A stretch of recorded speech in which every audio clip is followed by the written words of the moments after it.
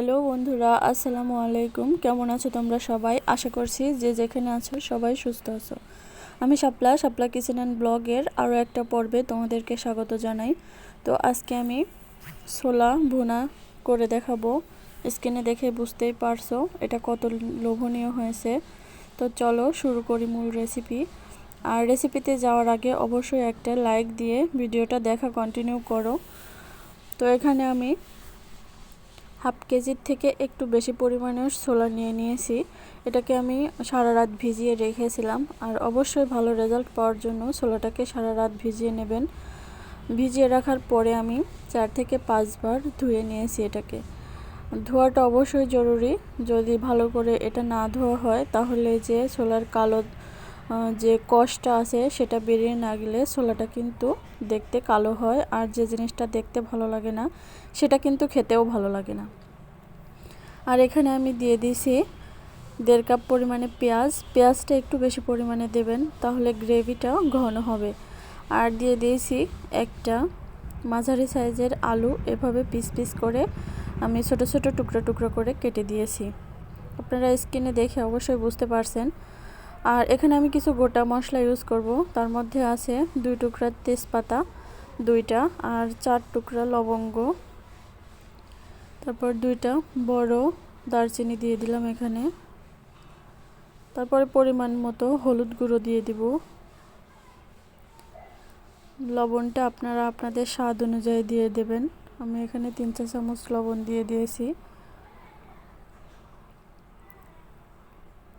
তারপরে এখন কিছু বাটা মশলা দিয়ে দিলাম আদা বাটা, রসুন বাটা, এলাচ বাটা, জিরা বাটা,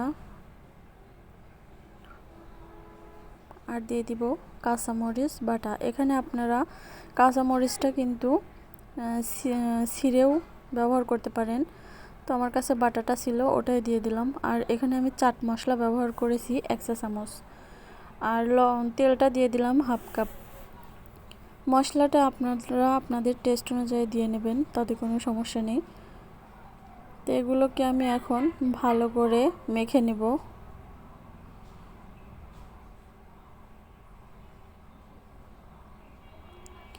যেহেতু এটা প্রেসার কুকারে দিবেন তাই মাখাটা কিন্তু জরুরি। আপনারা চাইলে হাত দিয়েও এটাকে ভালো করে মেখে নিতে পারেন। এই যে আমার মাখানোটা হয়ে গেছে। এখন মোস্ট ইম্পর্টেন্ট একটা কথা, প্রেসার কুকারে অনেকেই ছোলা সিদ্ধ করতে পানি বেশি হয়ে যায়। এই যে দেখুন আমি পানিটা দিয়েছি, ছোলার সমান পানিটা দিতে হবে, কিন্তু এর বেশি হলে কিন্তু পানিটা থেকে যায়। এই যে দেখুন একেবারে ছোলা আর পানি সমান, উপরে কিন্তু ওঠে নাই। এখন আমি ঢাকনা দিয়ে ঢেকে ঢাকনাটা আটকে 10টা সিটি দিয়ে দিব। তো 10টা সিটি পরে চলে আসলাম। প্রেসার কুকারটা যখন একেবারে ঠান্ডা হয়ে গেছে তো তখনই চলে আসলাম। এটা খুলে দেখিয়ে দিচ্ছি আপনাদেরকে। দেখুন আমার ছোলাটা কিন্তু খুব সুন্দরভাবে সিদ্ধ হয়ে গেছে, আর পানিটাও শুকিয়ে গেছে, একদমই পানি নেই। আর দেখতে হয়তো দেখা যাচ্ছে একটু পানি, এটা ঠান্ডা হওয়ার সাথে সাথে এই পানিটাও এই ছোলাটা টেনে নেবে। এই যে দেখুন। আর আমার ছোলাটা কিন্তু একদমই কালো হয়নি। অনেকের ছোলা রান্নাই কালো হয়ে যায়, দেখতে ভালো লাগে না। আমার সম্পূর্ণ টিপস ফলো করে আপনারা ছোলাটা রান্না করবেন আর দেখবেন কতটা টেস্ট হয়। এই দেখুন আলুটাও কিন্তু গলেনি, একেবারেই গলেনি।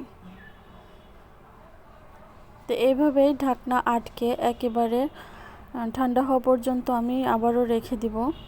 তারপর যখন একেবারে ঠান্ডা হয়ে যাবে তখনই এটাকে পরিবেশন করব। ছোলাটা আরও পানিটা টেনে নেবে তখন। এই যে দেখুন আমি একটা বাটি নিয়ে নিয়েছি, আর বাটির মধ্যে ছোলাটা দিয়ে দিচ্ছি।